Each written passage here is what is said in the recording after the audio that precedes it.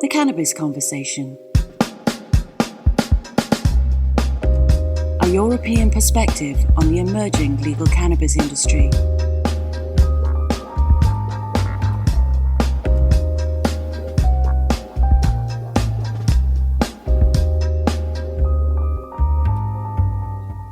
Welcome to the Cannabis Conversation with Anush Desai, where we explore the new legal cannabis industry by speaking to the professionals that are helping to shape it.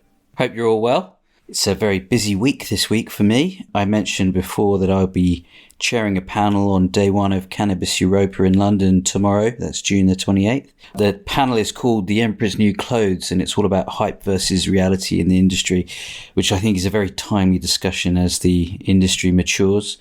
I'm also going to be hosting day two of the event, and I've just seen pictures of how big the venue is, so I'm a little bit nervous, but also very excited. I've been lucky enough to interview quite a few of the speakers, so I think that will definitely help. So today we are back with a show sponsored again by our good friends at Lumino.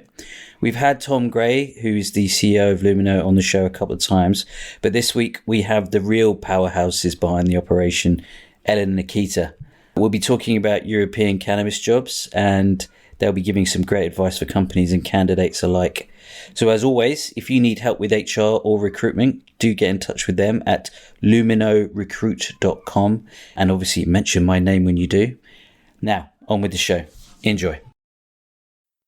On today's show, I have Ellen Jardim and Nikita Cretu. Ellen and Nikita are from Lumino, who are the leading European cannabis recruiting company.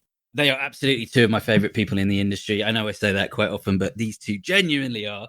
So welcome, guys. Lovely to see you again. How are you today? Very good, thank you. And thank you so much for having us on the podcast. We're super excited. No, real pleasure. Doing great. Anush, how are you doing today? Good. The sun is shining. It's my son's birthday, so we are going to have some pizza and cakes later, which I'm excited about. Congratulations. Here in Holland, Thank you. Say happy birthday to everybody involved. Who knows that person? Weirdly enough, I got to learn that. So happy birthday to you. Thank you very much. And look, if you want to give me some presents, I'm also very open to that too. That's cool. Thank you, guys. And look, we've been trying to do this for a while, haven't we? And it'd be great to kind of get an update on this because it's a really central part of the industry. But as is normal, we will start a bit about you two individually and your kind of backstories of what you were doing before and why and how you got into cannabis. Ellen, would you like to kick off and tell us a bit about your background? Yeah, sure. So if I start with uni, I went and studied human geography at Swansea University. It was brilliant. Closest university to the beach. So had lots of good times there. And then I started working in life sciences recruitment. It was something that I really enjoyed doing. I loved speaking to people, kind of making those matches. It was something that I found relatively simple or easy to kind of make those connections. And then Tom Gray approached me with this idea and I thought, well, I know recruitment and I'm super interested in cannabis. Let's see where this goes. And it's been 4 years now. And yeah, it's been absolutely amazing. So yeah, that's my background. That's brilliant. You're an industry veteran. That's great. And I always ask this question, and I'll ask Nikita as well, but, you know, did you have any issues with the topic area, or were you worried about any family or friends and what they might think about, you know, particularly 4 years ago? Maybe it's a bit more accepted now in the UK, but, you know, quite a brave move. Yeah, it was. I'm a Christian and my family, I have a Christian family as well. And a lot of my friends are Christians. And so if I'm really honest, it wasn't something that was an issue for me. I never even really worried about it. And I'm really lucky that my parents trust and support me. I think they back themselves in the way that they've brought me up and are kind of allowing me to make my own decisions and mistakes. And so I called my parents up and I said, this is the idea. And mum and dad went, okay, fine. And then for a little bit, mum, you know, don't tell granddad. And then I found out actually, you know, all of my aunties in South Africa are completely for it. And so I think there was this assumption that everybody would be worried or there'd be this stigma. But once the conversation started, actually everybody's on the same page, to the point where in my church here in London, my pastor brought me up to the front of the church and was like, just tell everybody what you're working in. And if anybody's got any questions, they can come to you, which I really loved because, you know, I think there's also maybe an assumption that everybody else is going to be really anti it. So yeah, there was a little bit of stigma, but not too much. Everybody was relatively open to it in my life, which I'm very lucky with. Yeah, I love that. I love Yeah. that. It's like, you do assume that, and possibly you assume about the older Yeah. generation just being a bit, disapproving, let's say. Mm. And then it's even nicer when Yeah. they prove you wrong. So that's lovely to hear. Cool. Thank you for sharing that, Ellen. Nikita, over to you. What's your Sure. story? Yeah, my background. So I started a little earlier than most people in the team or everyone in the team, but I was quite fascinated by the topic cannabis for a while. And I grew up in Spain. So I grew up with everyone being allowed to grow their 3 plants at home. Well, that all gets interpreted a little bit differently in some places. But so I grew up with, it was normal for me to go to my friends' houses and their parents were growing weed in the garden. And I would be quite fascinated by, the kind of attention to detail. It was the first time I really kind of saw somebody nurturing a plant properly, not just like watering it in their garden. So that was quite cool. Then in my university, I studied international business and languages here in Amsterdam. And there was a incentive to find a more sustainable way of, or like finding a more sustainable solution for the operations in my university. So naively, I thought, let me subsidize paper use with hemp paper because I know about how good it is for the soil and how fibrous it is and that it sequesters a lot of CO2 from the ground. So I thought this would be an interesting topic for me to get into. Those explorations actually led me to Kalapa Clinic, so I finished the project in university and then got hired by Kalapa Clinic, which is Europe's first medical cannabis clinic based out of Barcelona, where I was responsible for the German market. So I was country manager for Germany, where the company was in an interesting stage where it was kind of formalizing its operations and finding its way into different markets. This was back in 2015. So the landscape looked very different. And but more profoundly in that experience, I volunteered to be a translator between the Spanish doctors and the German and English patients that were coming through the door, as I luckily speak those 3 languages. And just was so impressed and touched by how it massively improved the quality of life of patients, whether it was children with epilepsy or elderly people with Parkinson's or cancer. And I thought it was super interesting to see how these medicines were prescribed, how patients perceived those medicines and how it impacted their life and the people around them. And that then was strengthened by me having a very similar experience with somebody in my family. So it's not a sad story. So my mom had breast cancer, went through like some of the hardest chemotherapy. I introduced her to the clinic and also helped her, overcome the sort of fears that you have when you first start taking cannabis and when you're not a user. My mom wasn't. And so she got THC and CBD, and the THC massively helped with the nausea that comes with chemotherapy. So, I mean, chemotherapy is just straight up poison that they're putting into your body to try and kill these cells. But along the way, it kills a bunch of other cells as well. Obviously, the anxiety of you having cancer in the first place, you not being able to sleep, nausea, so you're not really eating. And really, like, all of these side effects stop the body from healing. And what we saw with cannabis was that my mom's anxiety slowed down or decreased. Her nausea disappeared completely. She was able to eat. And THC allowed her to kind of regulate how high she also felt, so that she could go around her day pretty normally.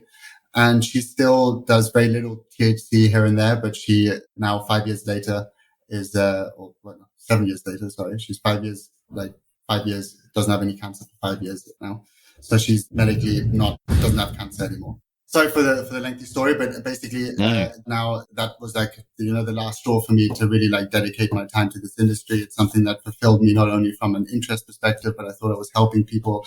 And I loved the idea of emerging markets and also love the idea of going against a certain social standard or stigma if it means that it's good for society. So this was definitely the industry for me. I then jumped into as much consultancy work as I could find and was writing business plans for companies setting up for licenses or applying for licenses in the US, here in Europe, and also had some clients in Australia. And this was just a way for me to make use of my business education and dig into the industry even further. Thomas Gray has also been on this podcast, of course, and is our CEO. He called me when he was still in financial services and told me that he wanted to get into the industry as well, and very quickly found himself as a consultant in the space as well, where he then pulled me into some projects as well. So we naturally were working as consultants in the space and very quickly saw that there was a massive need for qualified talent for this space and somebody who understood the industry and could bridge that gap, as it's a very important building block for an emerging market of any sort. So we thought that we could add a lot of value to that space, as we were naturally doing it as consultants already, understood the space, and were very ambitious and passionate about it. And our focus is a patient-focused approach. Like, we want this to be for the people and for the industry, so that it's something we can look back on and be very proud of what we've built. So yeah, large nutshell, that's me. Fantastic. Thank you so much for sharing all of that, Nikita. And no problem. And firstly, I'm glad to hear that your mum is out of the woods in terms of the cancer. And it's a very personal story and connection to this, but quite sprawling and long, actually. So you've been in it much longer than most people, particularly in Europe. So that's fantastic to share that. Thank you. So actually, we're going to talk about broader the jobs market and what you're seeing there, but maybe tell us a bit more about Lumino. Ellen, do you want to tell us a bit about Lumino and what you guys do? Yes. So in a nutshell, we recruit for the whole of Europe, but there's actually quite a bit more that we do, in the sense that we will sit down with our clients and firstly go through kind of an org chart, hiring roadmap session with them, doing kind of a skills gap analysis, working out, do you firstly need to hire this person? Yes or no? If you don't, great, we've helped you make that decision, and we can look at other ideas. Or yes, 100%, you definitely need this person, and we can do that hiring for you. But also, just quickly, in regards to the different verticals that we work in, we kind of split them into three. So cultivation and plant touching. Nikita is our go-to for this. He's brilliant and has built an incredible network of master growers, quality assurance and QP individuals for GMP certifications, extraction technicians, anything and all plant touching cultivation side of things. Nikita has nailed. The other vertical that we work within is medical and pharmaceutical. So here in the UK, we've helped set up some private clinics with clinic managers and specialists, prescribing doctors, as well as MSLs, and also kind of more corporate marketing within the pharmaceutical industry, and kind of business unit heads in the wider kind of market in Europe. So in Germany, we've placed quite a few candidates we're really proud of. And then lastly, we also work in kind of the business ancillary side of things. So C-suite, e-commerce, sales, lots of kind of business development, those kind of individuals as well. So that's how we would split it in Lumino. Yeah, that's great. And really great to just sort of drill down a bit about the three verticals that you operate in. And what I really like about it is, when people think about recruitment, they probably think in a very kind of narrow way of, get me a job type thing. But actually what you're doing is really valuable, because the value add is the kind of analysis of it. Do you actually need someone, and how do they fit into your organization? Which I think particularly a lot of early stage businesses don't really grasp. So that guidance is really, really valuable. Yeah, we work obviously with a lot of startups. We also work with more sophisticated companies like larger pharmaceuticals or agricultural businesses who are moving into the space, developing departments. So it's really trying to understand the client first and foremost, and understanding what is their, go-to-market strategy, if they have one at all, or what is the commercial strategy in general. And based on who they are as a company and what their strategy is, we then really try to formulate a proposal specific to them. So it's very much a boutique approach on how we analyze every client and how we develop proposals for them. Also, like Ellen said, we really analyze who you need to achieve, like what are your goals and what is your current team? What are the gaps in that team? And then we try to find very specific talent in order for you to achieve those goals, which depends obviously on the strategy, right? Yeah. The other thing I just wanted to say on that is the reason, there's lots of reasons, but one of the other reasons is really important for us to be able to place incredible candidates in stable and secure positions, right? Yeah. And so when we sign with a client, it's because we believe that this is going to be a really good opportunity to take to market and to get candidates excited about. And we know that this is a stable opportunity. Now, of course, nothing is always set in stone, and that's not the expectation, but it is really important because you're dealing with somebody's career, and somebody has spent their life, working to this point. And so I can sell you on the sexiness of the industry and all of that, but what I really want to do and what I want to feel good about is this is the right decision for you, and this is a stable decision for you as well. And so by doing those analysis and working with the client to work out if this works for them, we also know whether this is right for the candidates and for the market as well. Yes, absolutely. extremely important. Yeah, totally important. And I know, knowing you guys, I know you take a lot of thought in actually helping people in that way. So very, very valuable. And it's quite a good way to sort of move on to talking about the broader jobs market. And, maybe we just start actually with the other C word, COVID. How have you found that sort of treated the industry, and obviously how's it treated Lumino? I mean, it was tough times for a lot of people. Mm-hmm. Yeah, I think COVID was, I think, a shock to the system for everybody. It was quite funny because the cannabis bubble popped just before COVID. And then when COVID happened, it felt like, oh, everyone's joining the cannabis industry. Great. It's a bit of a more level playing field. But no, it was definitely, scary times, unknown times, not knowing what was going to happen. But we very quickly, I mean, luckily as a bootstrap company and team of people that have been there since the beginning, we're used to being very resourceful and also are very nimble and flexible in the way that we operate, which was our luck because I think COVID made us a much better company than we were going into it. We had a lot of time to really reflect on our operations, really do a lot of research in terms of the market, speak to our clients as to what is the real value proposal, understanding how to best serve our clients in these times. What are the struggles that you're seeing right now? How do your headcounts and future plans that we keep very close in order to be able to service you when you get to that point? How have those changed and how can we prepare to best help you when you're ready? Also, there's a lot of people went from growth to kind of survive, which meant, unfortunate redundancies. So we had a huge influx of candidates, very, very skilled, very, very good candidates who came to us. So in terms of a lot of which we were able to help quite quickly, luckily. But yeah, it was a sad period in terms of seeing what was happening to candidates in the space. But at the same time, for us as Lumino, it was a time to reflect and actually improve everything from the inside out. And it gave us the time. I mean, even here in Amsterdam, all of the coffee shops closed down and were renovating, right? So, and that's kind of what it felt like for us. It's just like we can take a step back and renovate. And I think we're a much stronger company and much more ready for the growth to come, hopefully, now than we were before. Yeah, and I think you did exactly the right thing. I think, you really grow up in these sort of moments of hardship, let's call it.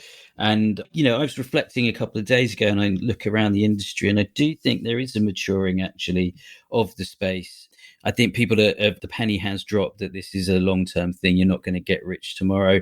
And also there's more questioning now. I feel that, whereas people were just sort of unflinchingly accepting everything that was positive about cannabis, I think now there's more like, actually, what's the real deal here? It's not going to cure everything. And, there is just a healthy honesty. And actually that helps keeps everyone honest because you're sort of drilling down on the bits that cannabis can really help with and stop wasting your time on it. CBD lampshades and stuff like that. So, yeah, cool. Look, you've talked about where you guys fit in terms of your 3 verticals, but what are the sort of main subsectors within this? And, how do you see that in terms of the jobs market? So, a great simplification would be like medical cannabis, hemp and CBD. But, how are you seeing this sort of the subsectors of cannabis from a jobs perspective? I mean, I don't think we've seen all of the subsections kind of become relevant yet, I would say. Yeah. It's like this development that, an emerging industry goes through and different positions and roles become more relevant, depending also on the company type, of course, throughout its kind of lifetime. So I don't think we've seen a large influx of like every single part becoming relevant yet. But the kind of subsections really, I mean, what I'm looking at is a little bit like our verticals in terms of people. So just to, reinforce it, we have commercial, which is marketing and salespeople, which are obviously also specific to whatever sector that they're servicing. Then we have plant facing. So that's companies that actually touch the plant. So that's cultivation and extraction for us, or production and manufacturing. And then we have the medical side, which is pharmaceuticals and the clinical side. And then if you want to make that more broader, it's obviously just the typical saying of like medical and recreational and wellness, or that CBD set, overlap. But yeah, in terms of jobs, we segmented in those 3 ways. Yeah, cool. Thank you, Nikita. That's really good to understand a bit more about that. And what kinds of jobs are you seeing typically? Like, as in, you've kind of identified your verticals, but where are the areas that are more popular at the moment, let's say? So currently we've got lots of quality assurance, specifically looking at bringing in individuals who can really help either get GMP certificates, so super senior, or who have had experience working within GMP environments and are able to maintain that and work on the QMS system. So that's on my desk. I've got 5 QA roles that I'm working, and I'm really actually enjoying it. I love that. I feel like quality assurance candidates are much more structured, and I love it. I like process, but also we've definitely had an influx just the past 2 weeks of more sales and business development candidates. And then one of the other things that we're starting to notice is a little bit more social media and marketing. Funnily enough, just quickly, with COVID, there was a huge need for e-commerce and kind of digital online individuals, and that's because obviously bricks and mortar are closed, everybody's online, and that was a huge thing that we saw an increase for. And that also really obviously allowed us to then build out that little area. So our database is filled with those types of candidates. We've spoken to lots from that as well. And then Nikita goes through kind of a cycle when it comes to cultivation with regards to the seasons and the harvesting of it. Yeah. So, I mean, as the industry progresses and companies are moving through, different stages of operations that they're setting up, the natural progression at first was like a lot of cultivation staff. People are setting up their cultivation. So a lot of production staff, we had growers, agronomists, quality assurance staff, QPs, quality control. So these were a lot of the roles that were coming online. As soon as those kind of first facility, and those were very senior roles. So we usually do like middle management up to C-suite. And then as those projects start progressing, we work with those individuals to start building out the rest of the team. So that's the kind of natural progression that we saw, was very much like the kind of middle to senior level production jobs. Now that these people actually have products and they're trying to, develop medicines off the back of it, or setting up now the next step of their operations, which is their extraction facilities. Now we're seeing a natural progression into more relevance when it comes to extraction technicians, lab workers, manufacturing managers, those kind of roles becoming online. And then, like, to second what Ellen was saying, once the production piece is done and the manufacturing piece, then you see people trying to take these products to market a bit more. So that's why sales becomes more relevant, marketing becomes more relevant, and the commercial go-to-market strategy becomes more relevant. And I think that's what excites me so much, is I love seeing the development of these companies. And I love working with a company, like we've worked with companies from inception of the idea and just the investors having put some money together, all the way to them now, selling into, large retail or servicing the German market, selling to pharmacies, developing new products and innovative ideas. So seeing that progression and being able to service clients in that process I love to do. Yeah. Yeah. And to build on that, I mean, and this is quite a cynical question, but is this a kind of example of a slightly more maturing market? There has been obviously a real mentality of build it and they will come. And are you starting to see people more thinking about go-to-market strategies and how to actually kind of sell stuff? Yeah, I think there's a lot of, although there was a lot of like obvious, sometimes definite mistakes that some companies have done. And then you saw a lot of people think that was, even though they knew it was kind of a mistake because the company is doing well or is a bigger name in the industry, they kind of saw that as the standard. So you often saw people copying business models that were already disproven to work in a specific market. And just because the market had changed a little bit or because they have a unique license there, suddenly they thought, that they were special or different. So I think that there's definitely a lot of maturing in terms of that people have felt the pain of doing things the wrong way and trying to, make a project look good than actually adding value to a market. And I think we're not completely out of the woods when it comes to this topic. Like there's a lot of projects still out there, but like any industry, I think these are the natural growing pains that we have to go through. And that's without looking at some of the companies that are obviously just taking advantage of this. But I mean, in general, I think an emerging market will go through growing pains. There's a lot of first movers, and I actually believe more in the second mover advantage than the first mover advantage. And like Ellen mentioned earlier, we don't say yes to working with every client. We try to do our best to understand where the client wants to go and how they manage people. Is this a good place for our candidates to go? Because one thing that we're just not excited about, and it doesn't speak for our skills or for the industry or doesn't really help anybody, is if we put somebody into a company who is made redundant in a couple of weeks or months, or or whatever, right? It makes the candidate not look, well, not really the candidate's fault, but it doesn't make the industry look good. It doesn't make the company look good. It doesn't make us look good. So our real ambition here is to build relationships that last. Yeah, absolutely. Yeah, it's very important, the things that you say no to. And so I applaud that for sure. And, in terms of the types of people that you're seeing, what are the typical kind of industries that they're coming from outside, other than graduates who are sort of coming fresh from university?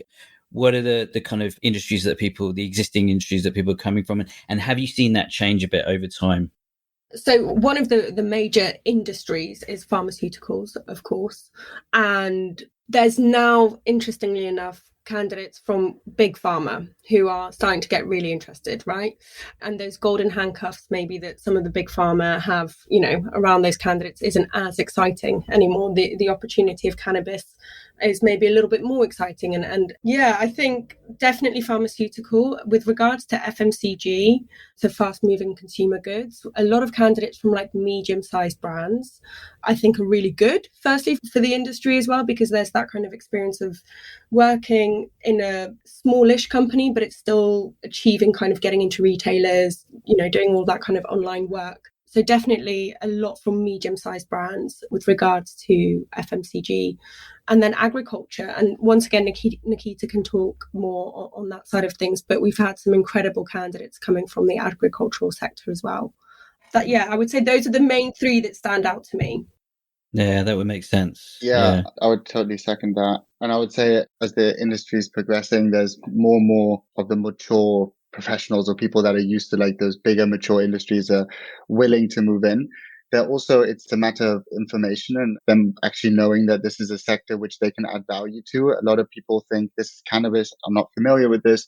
But when you then understand the landscape, you can see that the reason pharmaceutical people are interested or are very relevant to this sector is because we're playing in a pharmaceutical market right now, which is where, and they understand the landscape. They understand what regulators to speak to. They understand the quality that is needed in those that's in a setting of like a GMP setting, or they understand how to educate doctors, how to market to doctors. So understanding what we always try to look for is where are there complementary industries where we can find people that actually have a track record in doing what they're supposed to do in this position or in their new position. So we try to, not try to reinvent the wheel, but try to find people who, for example, share regulators, have skill sets that they've already developed that are very relevant to the position that they're doing. When we first started in cannabis, we had people trying to find cannabis experts who knew everything about growing a plant, trying to sell into Boots, right? And we would like take them a step back and just be like, how about you find somebody who knows how to sell to Boots, has got accounts set up with Boots, has done this multiple times, understands the process, and you can teach them about the product.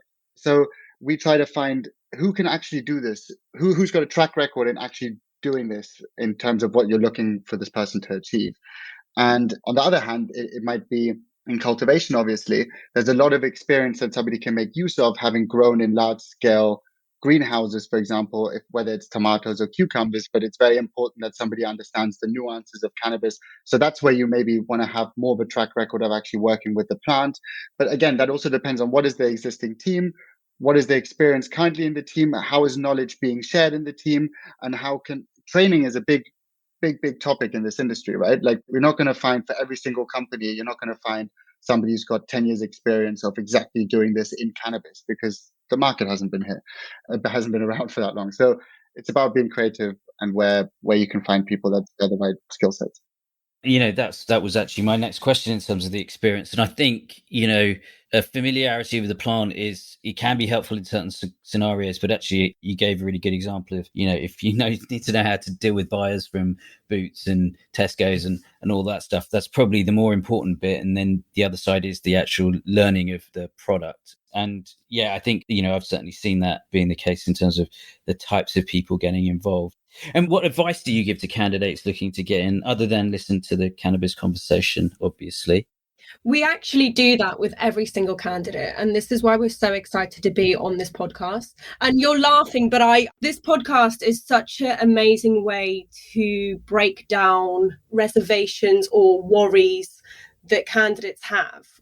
Rightly so, they don't know about this industry, XYZ, but actually just by me sending this podcast, they're able to hear real people talk about real companies in the space, and they can kind of, get the lingo and start the juices flowing, basically. And so we send this podcast to every single candidate without fail. Thank you. No, even if I didn't know you, Anuj, I'd still be doing it, but it's a bonus. It's an amazing resource. So that's one thing that we do, but also, we've been around in the industry for quite a few years now, and we have a network, and we're really lucky that we have friends in the industry and people who are open to having conversations and teaching and learning from each other. And so we're always really happy to plug in people in that space as well. So yeah, that's some of the ways in which we help our candidates. And the other thing I would say is read and do your research yourself as well. As much information as we can give you, your gut instinct is there for a reason, and come back with questions. And we might not know all of the answers, but we can find those answers out for you. We can go and ask questions, but you do really need to do your research and work out if it is the right thing for you or not, and really trust your gut as well. I think that's super important. Yeah, I would agree. I think one thing that I find important is for a little bit that was illustrated in my example earlier, but is for candidates to find their focus point of how they're going to add value to this industry. And in order to understand how to create value for someone, you need to understand the industry or that client type. So I think the onus is on them to start to understand the industry, where your podcast is massively, extremely helpful, because they can literally just scroll through, see what sectors they're interested in, what kind of professionals, what kind of company types they want to target, and they can listen to how these people communicate, what their goals are, how they got into this space. So that's really important. So the onus is on them to understand and we can always help, of course, with that, but really dig in, understand the industry, understand the kind of companies that you want to service and the problems that you want to solve or value that you want to bring. And then lean on the experiences that you've had in other sectors. So you don't need to be the biggest cannabis expert when it comes to the plant, but there's probably a lot of skills that are very relevant to the cannabis industry that you have built in your specific sector. And if you come from a highly regulated industry, like pharmaceuticals, like tobacco, like alcohol, even finance is very highly regulated, and you understand how to navigate that space, that's, for example, something very relevant. So for me, the biggest thing is there's a lot of shiny things in this industry, a lot of new projects, a lot of innovations. Find what makes you happy and where you can add value, and navigate using that focus point.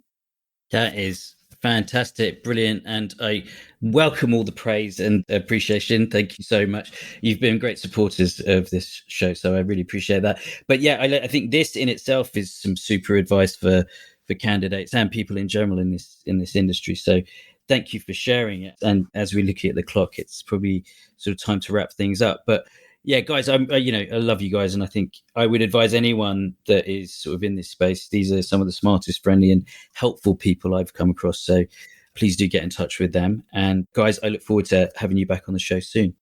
Thank you so much, Anuj. We love you. We love you. Thank you so much, Anuj. A proper loving. What a loving. Yeah. This is great. Cool. Take care, guys. It's been an absolute pleasure, Anuj. Have a wonderful day. You too. Thanks, guys. Bye-bye. Thanks for listening. Hope you enjoyed the show. If you did, please subscribe, rate, review and share the podcast. It will help me spread the good word on how this amazing industry is developing. I work with various cannabis startups to help them get funded and grow. I also work with corporates and international cannabis companies to help them understand and navigate the European cannabis sector. We're working with some great clients across the cannabis value chain, and we'd love to help you too. Please visit www.canverse.global to get in touch.